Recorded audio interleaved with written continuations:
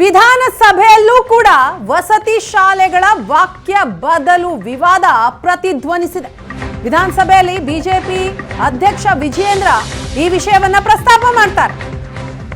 ವಸತಿ ಶಾಲೆಗಳ ವಾಕ್ಯ ಬದಲು ವಿವಾದ ವಿಧಾನಸಭೆಯಲ್ಲೂ ಕೂಡ ಪ್ರತಿಧ್ವನಿಸಿದೆ.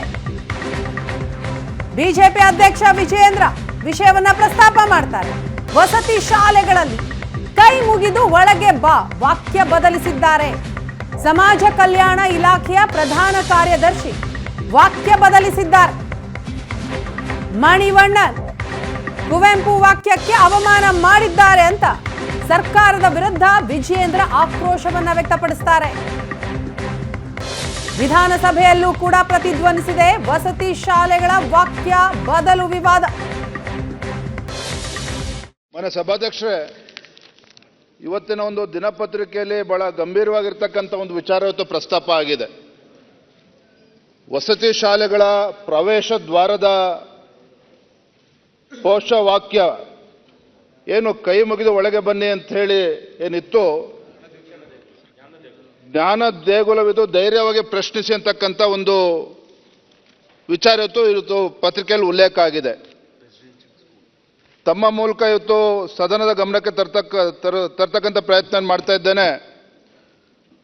ಸಮಾಜ ಕಲ್ಯಾಣ ಇಲಾಖೆಯಿಂದ ರಾಜ್ಯಾದ್ಯಂತ ವಸತಿ ಶಾಲೆಗಳ ಪ್ರವೇಶ ದ್ವಾರದಲ್ಲಿ ಏನು ಹಲವು ವರ್ಷಗಳಿಂದ ಇದ್ದ ಜ್ಞಾನ ದೇಗುಲವಿದು ಕೈ ಮುಗಿದು ಒಳಗೆ ಬನ್ನಿ, ಎಲ್ಲ ನಮ್ಮ ವಸತಿ ಶಾಲೆಗಳಲ್ಲೂ ಕೂಡ ಇದು ಪ್ರಮುಖ ದ್ವಾರದಲ್ಲಿ ಬರೆದಿರ್ತಕ್ಕಂಥದ್ದು.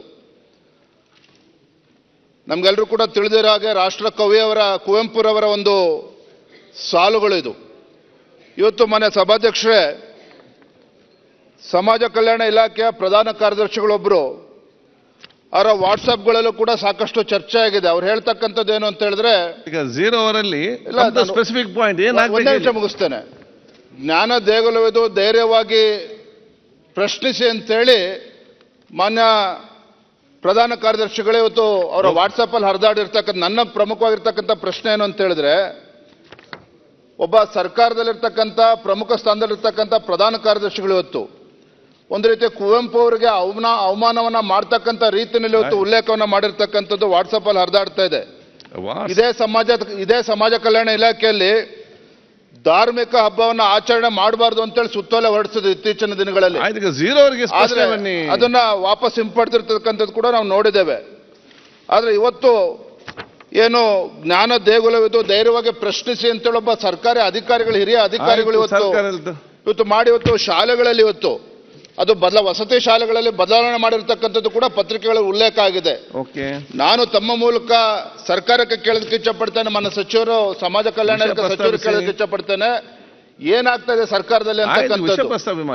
ಇವತ್ತು ಒಂದು ರೀತಿ ಕುವೆಂಪು, ರಾಷ್ಟ್ರಕವಿ ಕುವೆಂಪು ಅವರಿಗೆ ಅವಮಾನ ಮಾಡ್ತಕ್ಕಂಥ ರೀತಿಯಲ್ಲಿ ಇವತ್ತು ಒಬ್ಬ ಅಧಿಕಾರಿ ನಡ್ಕೊಳ್ತಾ ಇರ್ತಕ್ಕಂಥದ್ದು ಬಹಳ ಗಂಭೀರವಾಗಿರ್ತಕ್ಕಂಥ ವಿಚಾರ.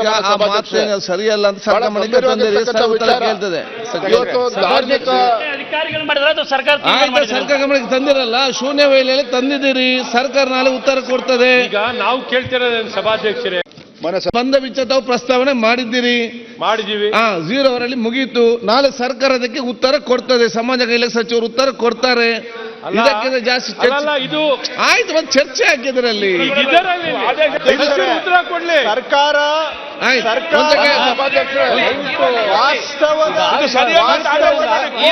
ಅಪಮಾನ ಮಾಡೋದು ಸರಿಯಲ್ಲ ಅಂತ 0 ಅವರಲ್ಲಿ ಚರ್ಚೆ ಮಾಡಬೇಡಿ.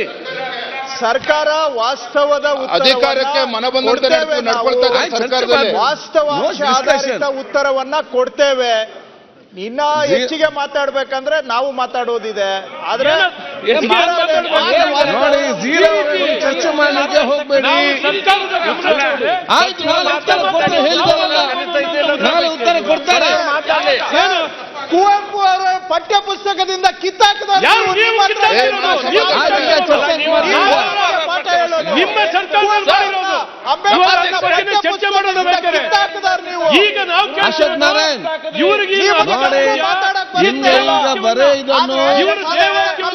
ವಿಷಯ ಪ್ರಸ್ತಾವಿಸಿ ನಾಳೆ ಉತ್ತರ ಕೊಡ್ತಾರೆ.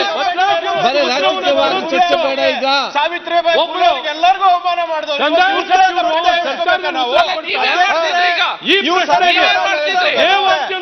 ಸರ್ಕಾರ ನೀವು ವಿಷಯ ಪ್ರಸ್ತಾಪನೆ ಮಾಡಿದ್ದೀರಿ, ಸರ್ಕಾರ ಉತ್ತರ ಕೊಡ್ತದೆ. ನೀವೆಲ್ಲರೂ ಮಾತಾಡಲಾಗ್ತದ? ಸರ್ಕಾರ ಮೇಲೆ ಉತ್ತರ ಕೊಡ್ತಾರೆ. ಆಯ್ತು, ನಾಳೆ ಕೊಡ್ತಾರೆ, ಇವತ್ತೇನು ಕೊಡ್ತಾರೆ? ಬೇಕಾದ್ರೆ ಮಾತಾಡ್ತೇವೆ. ಏನ್ ಮಾತಾಡಿದ್ರು ಎಬಿಸಿಡಿ ಗೊತ್ತಿಲ್ಲ. ನಾಳೆ ಉತ್ತರ ಕೊಡ್ತಾರೆ, ಚರ್ಚೆ ಮಾಡಿ. ದಯವಿಟ್ಟು ಚರ್ಚೆ ತಗೋಬೇಕು, ನಾಳೆ ಚರ್ಚೆ ತಗೋಬೇಕು. ಹಾಕಿದ್ರು ಇವರು. ನಾಳೆ ಉತ್ತರ ಕೊಡ್ತಾರೆ, ಚರ್ಚೆ ಮಾಡಿ. ಸರ್ಕಾರ ಉತ್ತರ ನೋಡಿ ಚರ್ಚೆ ಮಾಡಿ.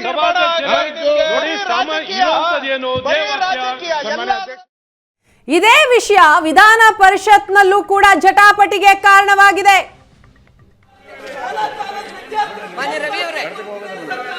ರವಿ ಅವರೇ, ಶೂನ್ಯ ವೇಳೆಯಲ್ಲಿ ಚರ್ಚೆಗೆ ಅವಕಾಶವಿಲ್ಲ.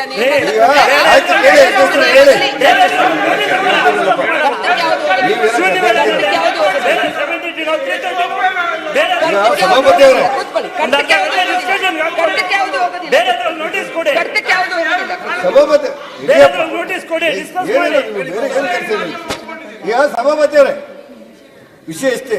ಶೂನ್ಯ ವೇಳೆಯಲ್ಲಿ ಪ್ರಶ್ನೆ ಕೇಳಿದ್ದಾರೆ, ಶೂನ್ಯ ವೇಳೆ ಚರ್ಚೆಗೆ ಅವಕಾಶ ಇಲ್ಲ. ವಿಷಯದ ಗಂಭೀರತೆಯನ್ನು ಅರ್ಥ ಮಾಡಿಕೊಂಡು ನಾನು ನಿಮಗೆ ಮನವರಿಕೆ ಮಾಡ್ತಾ ಇದ್ದೇನೆ. ಸಭಾಪತಿ ಅವರೇ ಕೇಳಿ, ಜ್ಞಾನ ದೇಗುಲವಿದ್ದು ಒಳಗೆ ಬನ್ನಿ. ಈಗ ಬಾವಿಗೆ ಹೋಗಿ ಆಯ್ತು, ಬೇರೆ ನಿಯಮ ಇಲ್ಲ. ಬಾವಿಗೆ ಹೋದಂದ್ರೆ ಬೇರೆ ನಿಯಮ ಇಲ್ಲ. ಈಗ ಖಂಡಿತ ಬೇರೆ ಸಭಾನಾಯಕರು ಕೇಳಬೇಕು. ಒಂದು ನಿಮಿಷ, ಸಭಾನಾಯಕರು ಕೇಳಬೇಕು. ಸರ್ಕಾರ ಸದನ ನಡೀತಾ ಇರುವಾಗ ಏನು ಉದ್ದೇಶ? ನಾವು ಬಾವಿಗೆ ಹೋಗಿ ಆಯ್ತು, ನೀವೇನು ಮಾಡ್ಲಿಕ್ಕೆ ಆಗುದಿಲ್ಲ. ನೀವು ಏನು ಹೇಳಿದ್ರು ಕೂಡ ನಿಮ್ಗೇನು ಹೋಗ್ಲಿಕ್ಕೆ ಆಗುದಿಲ್ಲ.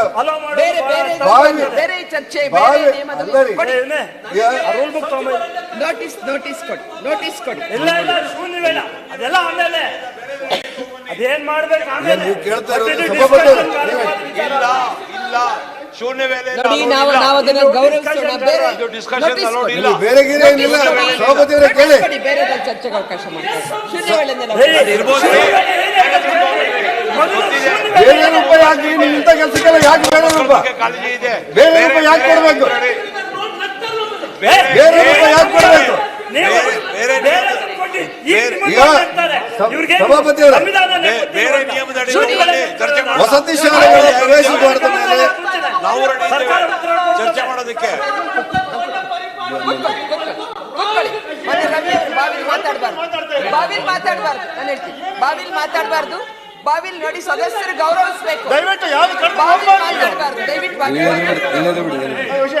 ಈಗ ಸಭಾಪತಿ ಅವರೇ, ಸಭಾಪತಿಗಳೇ, 833 ವಸತಿ ಶಾಲೆಯಲ್ಲಿ ಮಾನ್ಯ ಸಭಾಪತಿಗಳೇ, 833 ಚರ್ಚೆಗೆ ಅವಕಾಶ ಕೊಟ್ಟಿಲ್ಲ. ಸಭಾಪತಿಗಳೇ, ಶೂನ್ಯ ವೇಳೆಯಲ್ಲಿ ಚರ್ಚೆಗೆ ಅವಕಾಶ ಅಲ್ಲ, ಚರ್ಚೆ ನನ್ನ ಪ್ಲೇಸಿಗೆ ಮಾತಾಡ್ತಿದ್ದೇನೆ, ನೀವು ಅವಕಾಶ ಮಾನ್ಯ ಪ್ರತಿಪಕ್ಷದ ನಾಯಕರು ಚರ್ಚೆಗೆ ಅವಕಾಶ ಕೊಟ್ಟಿಲ್ಲ.